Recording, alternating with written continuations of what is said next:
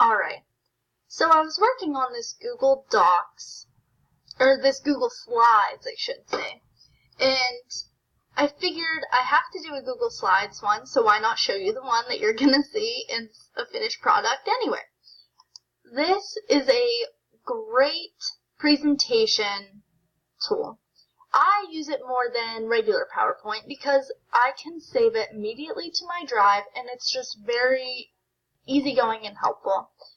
One thing that's kind of nerve-wracking is that you can't copy and paste like you do normally on PowerPoint. You have to use the Control-C, Control-V, Control-X, and you do need a Gmail account to use it. But other than that, I mean, it's very useful. It's nice to have. It automatically saves, which is a lifesaver for me, especially with my laptop being a mess. I have all of my PowerPoint saved here, and then you can actually search through this template gallery, and they've got some really great already made up for you ones. I used the yearbook one and tailored it to the presentation that I'm using just because the pictures seem to be very useful in using little video clips if I'm going to play many of them. But I've used them for different classes. This is for a motivation and learning. I actually didn't need to use this in the technologies course, but this was useful in a different course, and I think it's still important for you to know that. I used it for an educational lesson on motivation and learning for other education peers, and it was actually a group project. And here's hierarchies. It was easy to use different. I've used other, I think it's Prezi, where you have one text box and you can't use two different fonts, and that drove me nuts. And this one you can do that. You can use two different fonts. You can change the themes, you can change the layouts, transitions. The same as PowerPoint, just basically online. So if your Wi-Fi is really awful, it might be a little bit frustrating, but you can do just as much on this as you can there.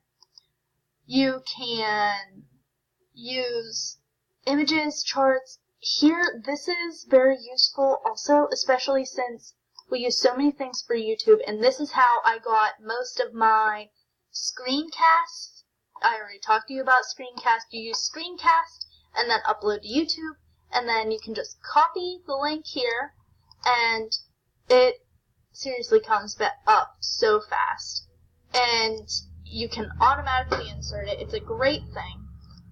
Now, you can see at the top of your, let's see, this was a group project, and I want to show you this, because it says up here, this is for my literature class, so it's the Maze Runner.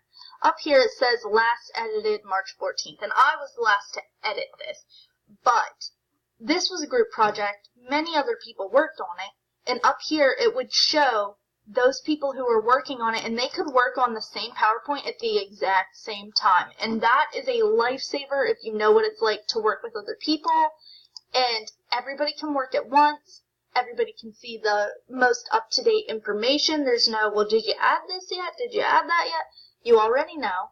And right here is you can share, and you'll see I have shared it with a couple other people, and you can look at them here. You can share the link through Gmail, Facebook, you can share it through Twitter, and one thing that was really nice is even though I had a Gmail, maybe my group members didn't, well, that wasn't a problem. They could just add their email, it would send the link.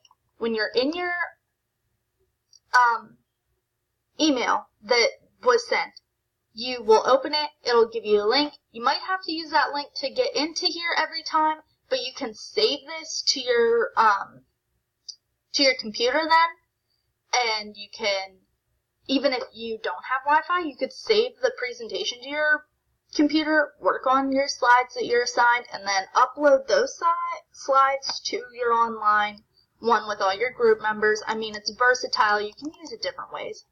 And I just really would recommend this. The only negatives would be that it is online, saves to a cloud, you'd need a Gmail, but other than that, I really can't think of any other negatives to this tool. It's pretty great.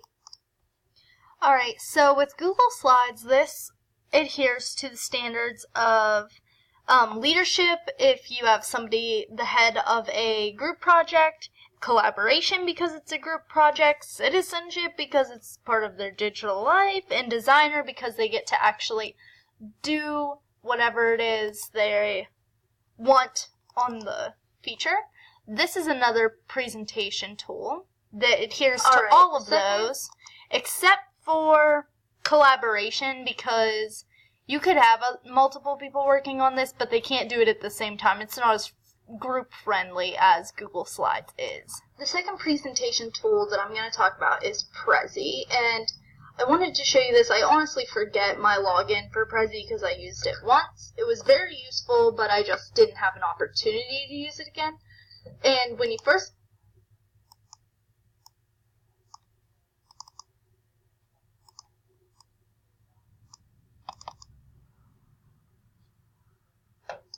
Alright, the second presentation tool that I'm going to talk about is Prezi, and I wanted to show you this. I honestly forget my login for Prezi because I used it once. It was very useful, but I just didn't have an opportunity to use it again.